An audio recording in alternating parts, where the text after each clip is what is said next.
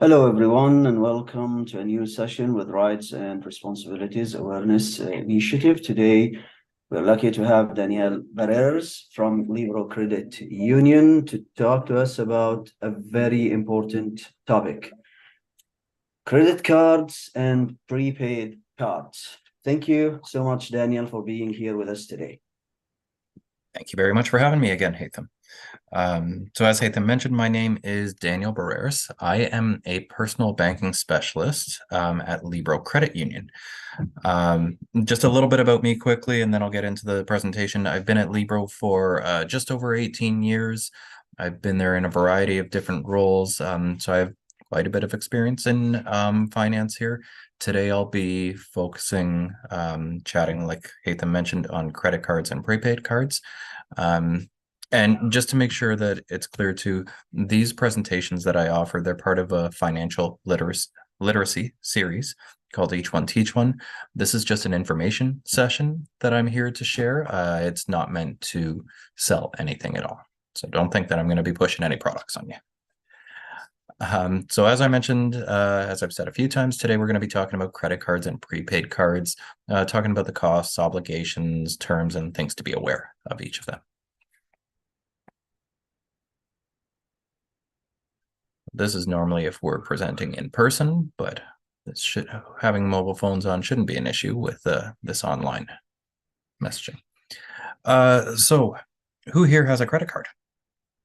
Who would like to make better use of their credit cards or to lower or avoid some of the costs involved with owning a credit card?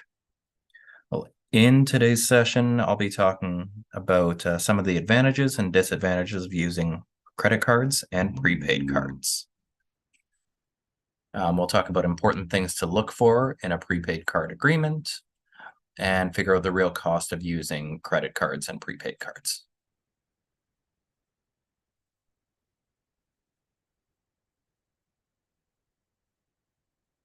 So what is a credit card? A credit card, generally credit cards are Visas or MasterCards, although there are some other credit cards out there. A credit card, you borrow money from the credit card company to pay for your purchase. A bill is going to be mailed to you each month for purchases that you've made on that card. Credit card companies, they charge interest on borrowed money, and they may also charge additional fees like for cash advances or annual fees. And how you manage your credit card is reported on your credit report. And your credit report is kind of like a history of how you've managed credit in the past. That's a little bit about credit cards. And then prepaid cards. A prepaid card is usually also a Visa or MasterCard, but prepaid Visa and MasterCards are an alternative to carrying cash with you.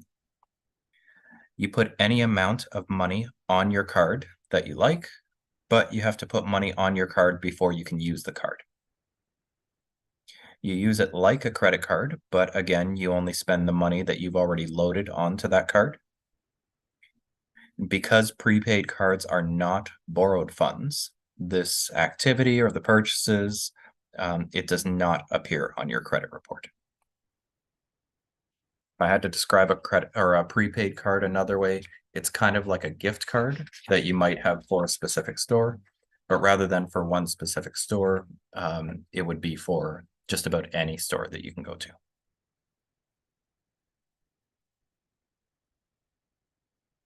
So a little bit about the advantages of credit cards and prepaid cards. So the advantages to credit cards is that they're very convenient to use. Most credit cards, or if not all credit cards, will allow you to make purchases online.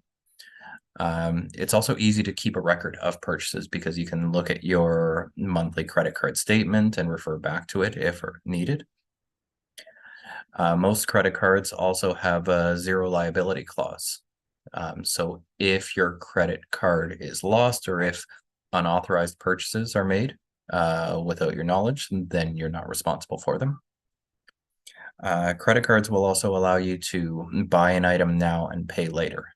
Ideally, not too much later, so it doesn't cost you too much in interest, but you would just pay the credit card bill when it comes. And credit cards also allow you to build your credit history. And that's something important if you intend to or plan to or expect to need to borrow funds in the future to, let's say, buy a car or buy a home or something. Advantages of a prepaid card, though, are they're also very convenient. You don't need to have exact cash or change on you. You can just swipe the card and the purchase is made. Most prepaid cards also allow you to buy online. Prepaid cards, another advantage there is that they prevent you from going into debt because it's already money that you've loaded onto the card. It's not actually borrowing money. And prepaid cards are available even if you have no credit history or bad credit. So whereas a credit card, you would have to apply for a credit card to get a limit, prepaid cards, you're not borrowing any money, so you don't have to apply for them at all.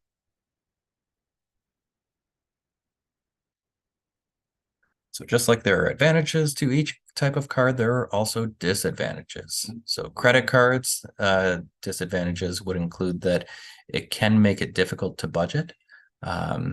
There's some people that end up spending too much on their credit cards because the credit is available to them and they just think, oh, I can just spend up to my limit, but then they don't think about how they might be able to pay for those purchases on their card. Credit cards can damage your credit rating if you make late payments. So when you get that bill in the mail, if you don't make that payment on time, or if, let's say, you're using too much funds that are available on your card, then that can hurt your credit rating. And credit cards can be expensive if you don't pay them off within 3 weeks. Now, that specifically says 3 weeks because there is usually what's called an interest-free grace period. And I'll talk a little bit more about that later on. Prepaid cards, like I said, there are also disadvantages to those too. Prepaid cards are unusable if you don't have any money to load on the card or if you've already used all the funds. Usually prepaid cards do not help build your credit history and wouldn't allow you to build a credit rating. And prepaid cards can actually have very high fees. So fees per transaction or fees even if they're not used. So depending on the purpose or the need for the card, that would likely determine which card might be best suited for you. So we have a true or false question here. So the best credit cards let you collect reward points. What would you say the answer to that is? Is it true or is it false? The answer is false. The best credit cards are not necessarily the ones with lots of reward points. There are various other features with a card, such as annual fees, interest rate, any insurance or other benefits that you should consider when choosing a credit card. And we'll go through a few of those now. So some of the most common features of a card that people would look at would be, well, the first one is annual fees. So there's a wide range of credit card options now with annual fees ranging from $0 all the way up to $300 a year. Many basic credit cards come with a no fee or a low fee option. On the other hand, gold and premium credit cards or platinum cards have more benefits and features, but they usually annual fee of $100 or more. Reward points. So many cards offer rewards such as air miles, travel points, or cash back. It's important to look at the fine details of the rewards program since there's generally an associated cost. Some of the questions to consider before signing up for a rewards card with an annual fee would be, will you benefit from a reward program that offers travel benefits? How much do you have to spend to earn enough reward points to make use of them? In some cases, you would have to spend tens of thousands of dollars just to earn enough air miles for one flight. And you're paying $120 a year to collect those points too. So keep that into consideration. And might you be better off with a rewards points card or a cashback card where you can cash out the points or cash in smaller dose or smaller increments?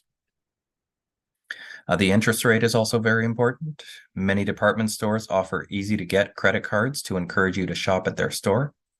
Some will also give you a discount of 10 or 20% on your first purchase with the credit card.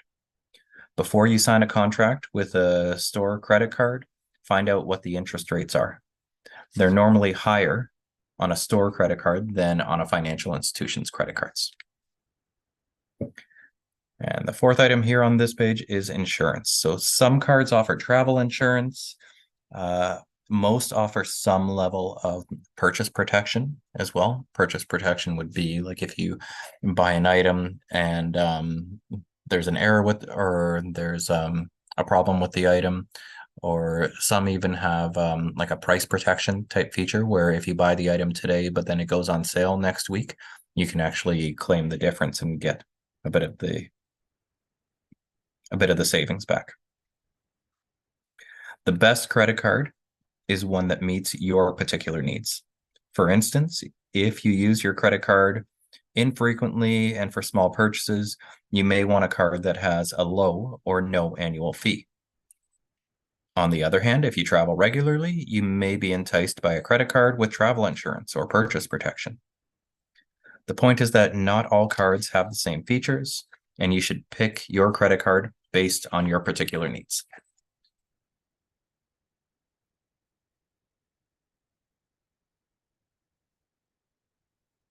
How to use a credit card. So there are a few things here to keep top of mind when you're using your credit card. So first is to never let your credit card reach its spending limit. A creditor may make a decision to turn you down for credit based on a variety of reasons. Maxing out your credit cards can be seen by lenders as a negative on your credit report. Know what your purchase will really cost. So remember, if you charge a purchase to your credit card and pay it off right away, if you charge a purchase to your credit card and don't pay it off right away, you'll end up spending more than the original price because there will be interest added on to the balance on your credit card. And I have a bit of an example that I'll go into in the next couple slides. And know the difference between your needs and wants. So that has to do with budgeting. Before you make a purchase, ask yourself, do I really need this? You can lower your monthly expenses by avoiding purchases that you can do without. Always make more than the minimum payment that's due, or pay more than the minimum payment that's due on your credit card. Low minimum payments are designed for convenience on credit cards, but not for quick payment of your balance. And lastly here, know what your purchases will really cost. So skipping 1 or 2 monthly payments and then paying off the balance in full on the 3rd month will have a negative impact on your credit rating. Make sure you're using those credit cards wisely.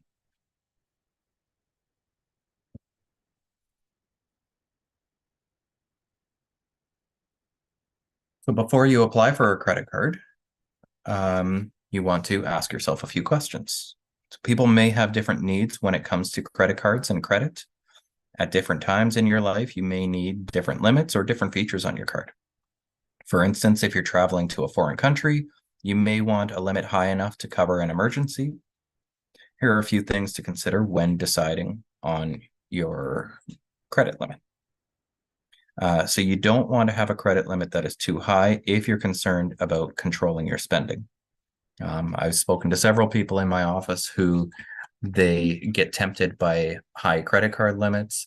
They spend and spend and spend, and then they get close to or hit that limit, and then they can't afford to pay the balance back in a short or reasonable period of time. And then it ends up costing them a lot in interest and ends up hurting their credit too. You also don't want a credit limit that is too low. If you're regularly charging more than 50% of your credit limit, it'll reflect poorly on your credit report. What I mean by that is if, let's say, you have a $1,000 limit on your credit card, and regularly each month you're spending more than $500 on the card, and the balance owing is getting up above that $500 balance, then it can negatively impact your credit score. And third, first-time applicants often don't get to choose their credit limit, but after a year of use, you can often call in and make a request for an increase if necessary. And as long as you've been managing your credit and making the payments on time, then to usually, obviously not always, can't guarantee anything, but usually a credit card company will agree to increasing those limits.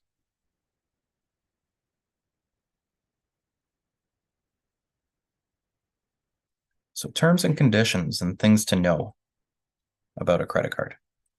So before you choose a credit card, you should make sure you understand all the terms and conditions of the agreement. This step will save a lot of time and money. Also, by understanding the terms and conditions of your credit card, you'll get more out of it. Here are some things to know about your card. So your credit limit. Just like the saying goes for gambling, know your limit and stay within it.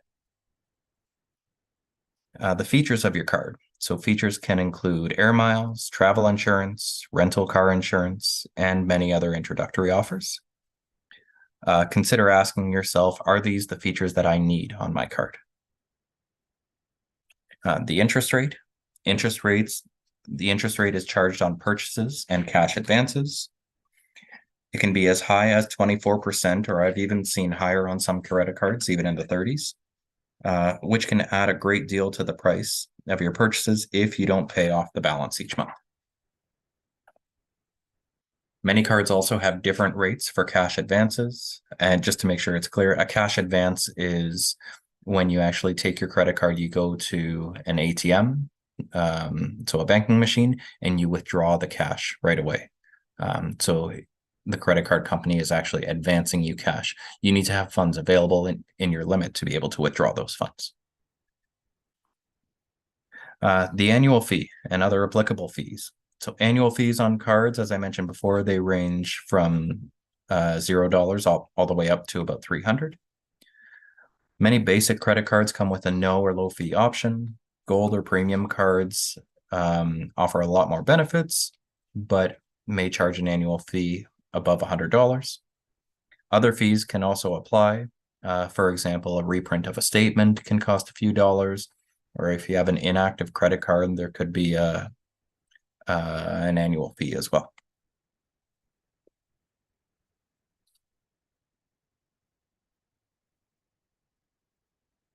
The grace period as well. So I mentioned this before briefly. The grace period is the time between the statement date and the payment due date, and it's determined by the credit card issuer. The grace period usually lasts between 15 and 26 days and is part of the interest-free grace period. The grace period may not apply unless you meet certain conditions too on the credit card. There is no grace period with cash advances. So if you were to take your card and withdraw cash from it right away from an ATM, interest is charged right away. And any unpaid balance negates your interest-free grace period. So meaning you're paying interest on every purchase as soon as you tap your card at the register. The minimum monthly payment too, you should be aware of that. The minimum monthly payment is a percentage of the amount that you spend, or it can be a minimum of a certain dollar amount. For instance, many cards have a minimum 2.5% payment, which means that if you spent $500 last month, then you must pay a minimum of $12.50. And it's a very bad practice to only pay the minimum payment that's required. Late payments. Know what happens if you make your payments late. You'll likely be subject to late fees as well as interest. And interest on credit cards is just about the highest interest that you can pay. And then lastly, foreign exchange. So purchases in a foreign currency will be charged a foreign exchange rate.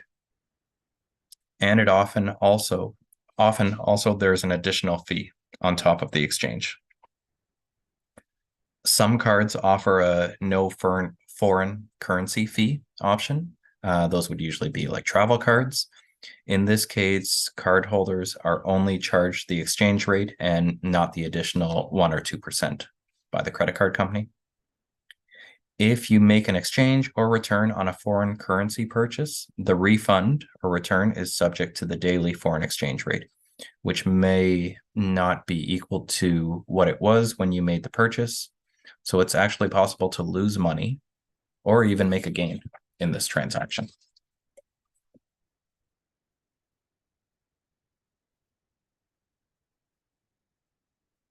The cost of credit. So if you have a credit card, you know that you can make the minimum pay. If you have a credit card, you know that you can make the minimum payment of your bill each month. The minimum payment will depend on the agreement the credit card holder and the company entered into. As I mentioned on the previous slide, it's usually about 2.5% of the balance that's owing. I actually ran a bit of an example too. So in the example, I used the minimum payment rather than 2.5%. I went with 3%. Just 3% is the minimum payment that's required on my credit card that I have. And I calculated an example here with a balance of 3,500 owing.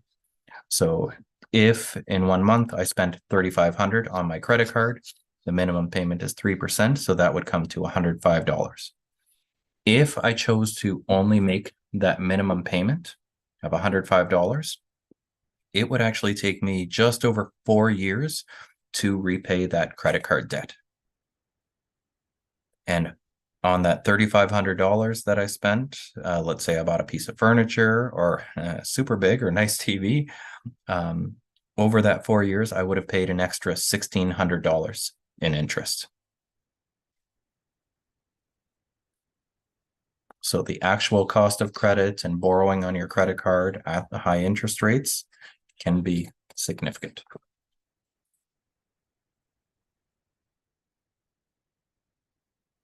Credit cards can be useful, but they can also cause serious financial troubles if they are not paid off each month. Hopefully that example can help you see how expensive it is to use a credit card that you don't pay off every month.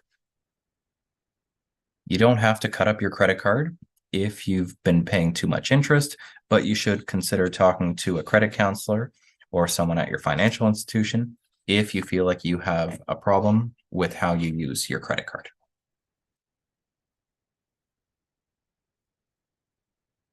And we have another true or false question.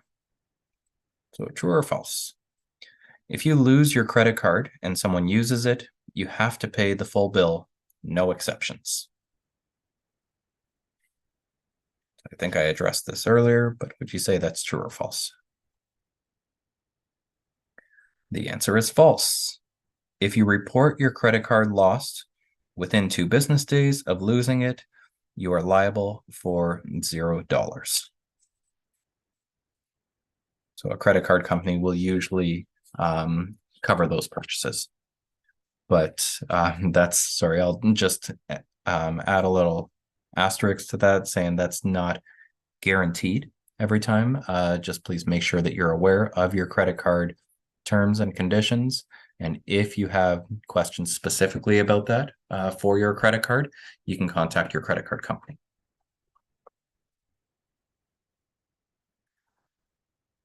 So with every credit card, you have rights. Here are 3 important rights that you're guaranteed as a holder of a credit card. Knowing these 3 things will help protect your credit card. So the first is prompt credit for payment.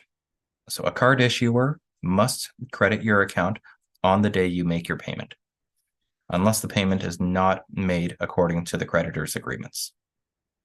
So that would be a payment that, let's say, you make from your bank account to your credit card. Most of those payments are just made via online banking, or if you call into your bank or walk into your branch. I believe credit card companies, they used to accept checks to be mailed to them. I believe they would still accept those, but that's going to take much, much longer than making a payment via online banking. Refunds of credit balances. So when you return merchandise or pay more than you owe, you have the option to keep the credit balance on your account or receive a refund. And protection from unauthorized charges. So if you report your card lost before it is used, you cannot be held responsible for any unauthorized charges. For some cards, if your card is used before you report it lost, you are not liable for any of the expenses as long as you report it stolen within 2 business days. After that, you're liable for no more than $50. But as I mentioned before, just be aware of the terms and conditions of your card, or you can read the policy.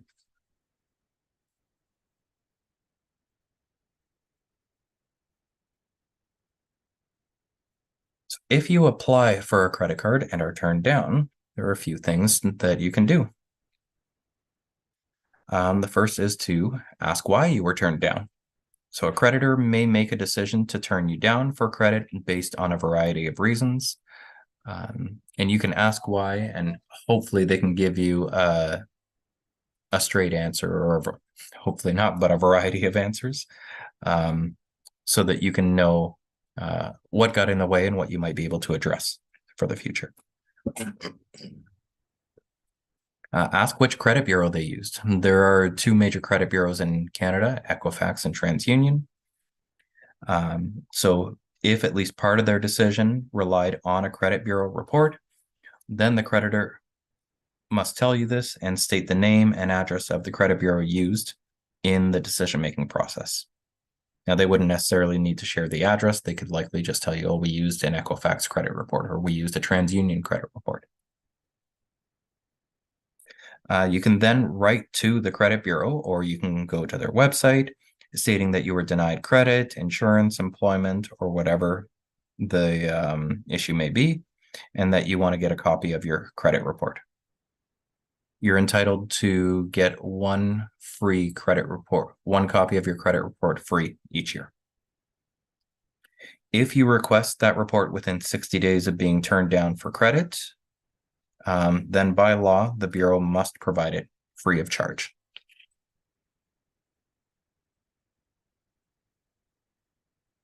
And the last item there is attend a credit history workshop. Speak with someone at your financial institution, talk with a credit counselor, talk with an expert about that knows about credit and about finances and about credit scores and credit history and credit reports, and maybe give you a bit of insight and help you determine why your credit score may be where it is and what you might be able to do to improve it. And just a plug for myself too, that's another one of the topics that we cover.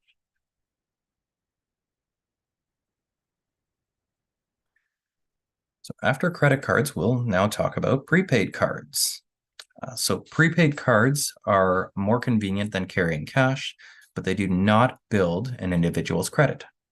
Plus, prepaid cards often come with a price. So both major credit card companies, MasterCard and Visa, offer prepaid card, but it's the issuers, so banks and credit unions, that set the fees. Issuers are required to list their fees, although there are no limits to these fees yet. Fees may include the following. So they may be activation fees.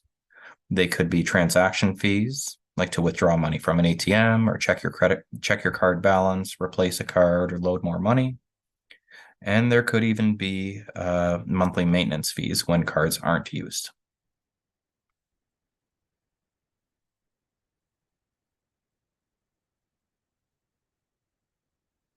So in Canada, we have approximately 40 different prepaid credit card options.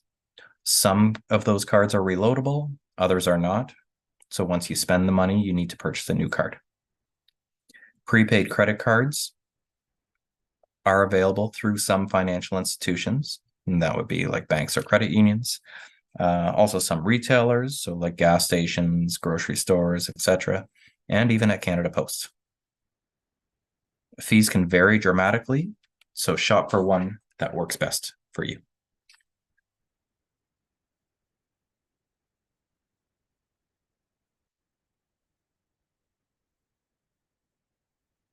Some examples of prepaid card fees.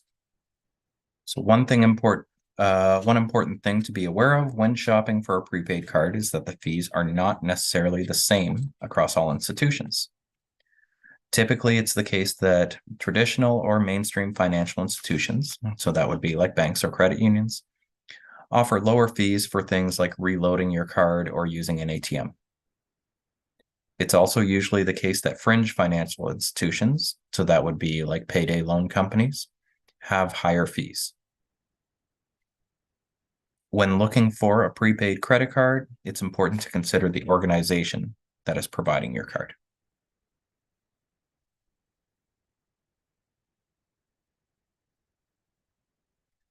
So the prepaid card is not offered in all credit unions or banks. It's becoming more popular to purchase these types of cards from retail locations. So as I mentioned before, like gas stations, grocery stores, whatnot.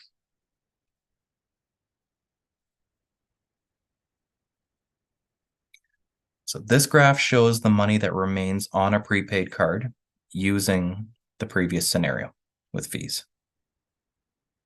But comparing a mainstream financial institution's fee structure against that of a fringe financial institution. So like I said, like a cash or payday loan place.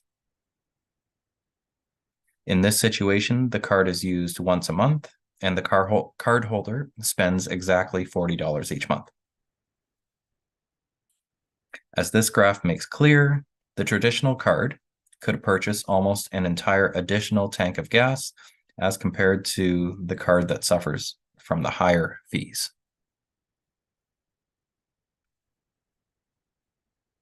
That said, I don't know who's paying only $40 for a tank of gas nowadays.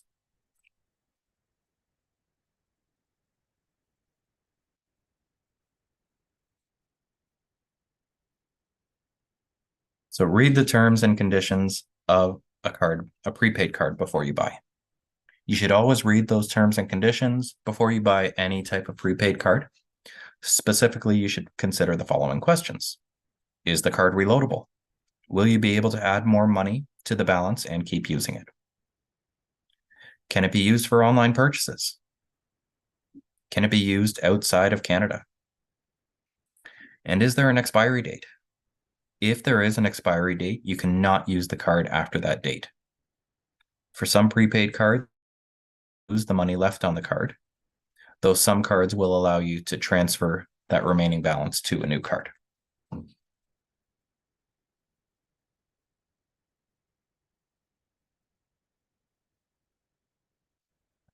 Just had a few questions, and now we've got 10 questions here to ask yourself before you buy a prepaid card. So what regulations will apply? Is there an activation fee? What other fees apply? Is there an expiry date? What if I lose the card or if it's stolen? I guess I don't need to read each question because they're on the slide there.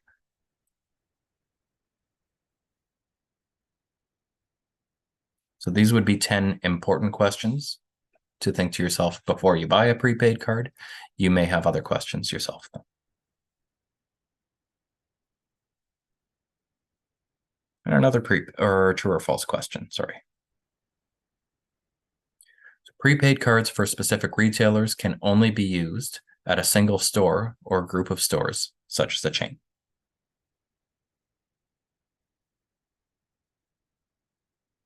And the answer to that question is true. So this is why it's very important to know what the terms and conditions are before you buy a prepaid card. Federally regulated financial institutions that issue prepaid cards or products may not set an expiry date on the funds loaded onto them. But the product itself can have an expiry date, and there may be a fee to transfer the funds and or to issue a new card. Promotional cards and products distributed by a company as part of a promotional, loyalty, or award program may have an expiry date on the funds. This expiry date must be shown on the product or the card itself.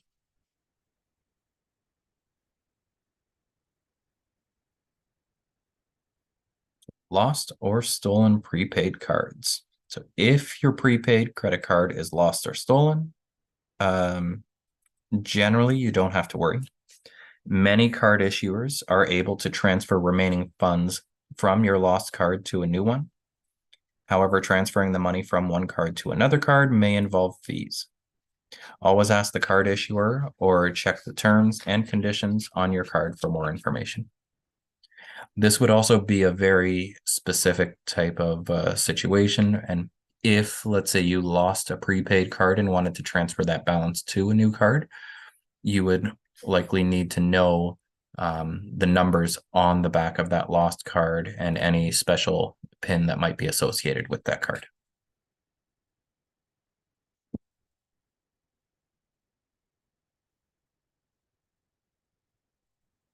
Security with prepaid cards. So prepaid cards, come with many security features, including activation codes, PIN numbers, and security chips.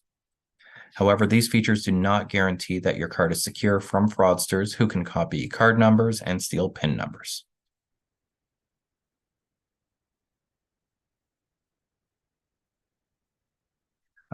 So a couple actions that you can do if you were to lose a card, obviously first is report the card lost or stolen as soon as you notice it's gone. Your card issuer can cancel the card and issue you a new one. If you have a chip card, use the chip function. Don't swipe it. The chip is much more secure than the magnetic strip. If the store terminal isn't chip compatible, meaning they only swipe the cards, it will prompt you to swipe. This will protect you from having your card skimmed. So skimmed meaning the information on that black magnetic strip can actually be stolen by fraudsters. Never lend your card or disclose your PIN to anyone else. Choose a PIN that cannot be easily detected if your card is lost or stolen. Never use simple or common numbers like your birth date, your address, or the last 4 digits of your phone number. Make it a habit to regularly check your transactions online or on your monthly statement.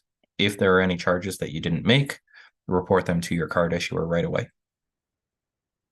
And never give out your card number over the phone or internet unless you know for certain you are dealing with a reputable company.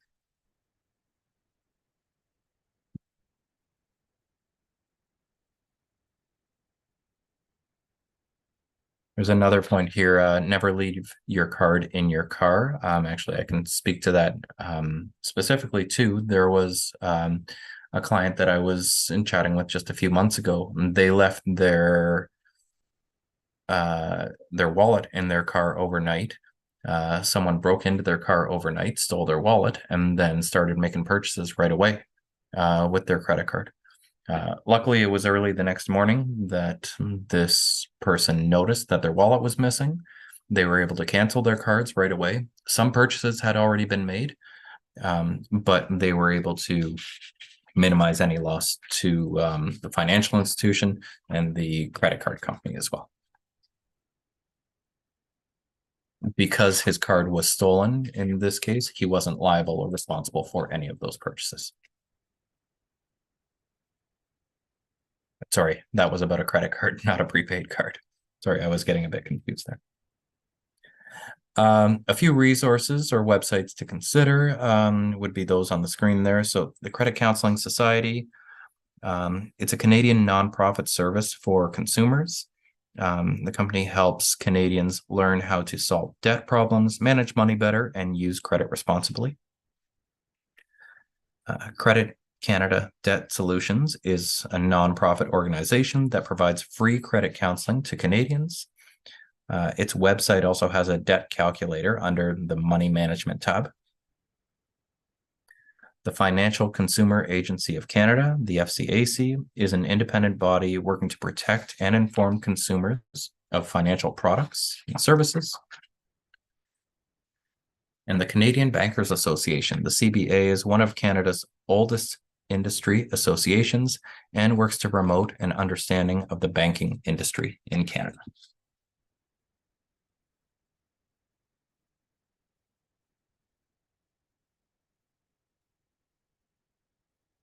So a little bit of what we covered today.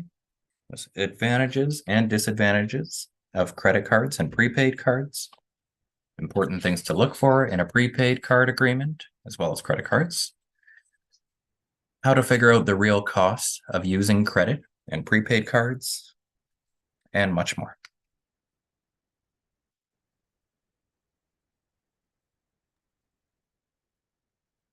When I'm presenting this type of topic in person, this is usually when I would ask if there were any questions about the presentation. But Haytham, I'll ask you, if you don't mind, are there any questions that I need to address? Thank you so much, Daniel. So I would encourage our audience, if they have any questions, to type them into the comments on Facebook, YouTube, LinkedIn, or Twitter, so I could ask Daniel about them. So far, that might be a bit of a big question. It might be even subject to a independent session. Is there any tips that could help us build our credit? Tips to help build credit. So when I give presentations on building a healthy credit history, I usually share that there are 5 main things that impact your credit. So the first and biggest factor that impacts your credit is making payments on time. So that would be making payments to loans, to mortgages. With credit cards or lines of credit, it's making payments on time, and it's at the very least making that minimum payment, though ideally you're making a bigger payment. So it's making payments on time to all of those. The next biggest factor in determining your credit, or the next biggest factor credit, is how much of your credit you're using. And I mentioned that earlier in this presentation with the utilization, the example I gave, where if somebody has $1,000 limit on their credit card and they're regularly spending more than $500 each month, that means they're regularly using more than 50% of the credit that's available to them. High usage like that actually hurts your score. So I speak with people occasionally and they say, oh, my credit card company calls me every few months or so, and they ask if I want to increase my limit. And I say, no, I don't want to. And I talk with those people, and it depends on the type of person they are. If they're the type of person that is tempted by high limits and they feel or know that they will just spend more, then definitely say, no, I don't want a higher limit, because that's just going to enable me to get into more debt. If, however, you know that you're a responsible spender, you know that even if they increase that limit to 3, 5,000, 10,000, whatever it may be, you know that you will still be able to control your spending and only work within your budget, then yes, it can be beneficial to have that higher limit. So those are the 2 biggest factors. So making your payments on time, and then how much of your credit you're using, so your utilization. The other 3 factors that I share, they have a much lower impact. So they only make up about maybe 10 to 15% each of your score. That would be how often you're getting your credit checked. So that's credit inquiries. So anytime you're applying for a store credit card, a credit card at a financial institution, a loan, a line of credit, anytime you're applying for credit like that, that's a credit check or a credit inquiry. So that actually dings your score, like it bumps the score down a little bit. The different types of credit that you have. So there are 2 main types of credit. One is installment credit. An example of that would be a car loan, where let's say you get a lump sum right off the bat to purchase the car, and then you make installments to pay down that debt. That type of credit actually reflects a little bit better on your credit score than what is called revolving credit. Revolving credit would be like a credit card. So I usually explain it like a revolving door. So you borrow the funds, you pay them back. You borrow the funds, you pay them back. It's a revolving door. There's no sort of end date, you might say, in sight. And then the last factor is how long you've had credit. If, let's say, you've got 2 credit cards, and one credit card you've had for 3 years and the other credit card you've had for 3 months, the card that you've had for 3 years will hold a bit more weight or have more of an impact on your score than the card that you've had for 3 months.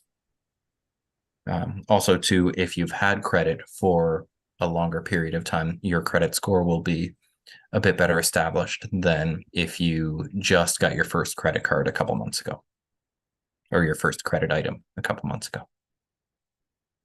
So all of those 5 items there are taken into account to determine your credit score and hopefully help you build a good score.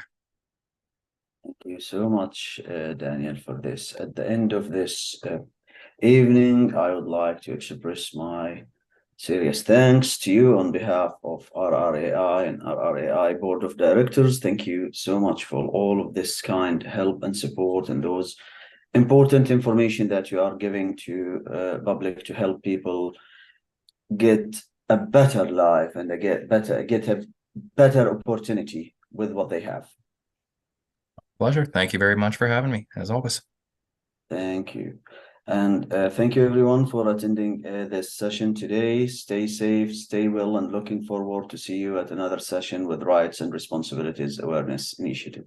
Good evening.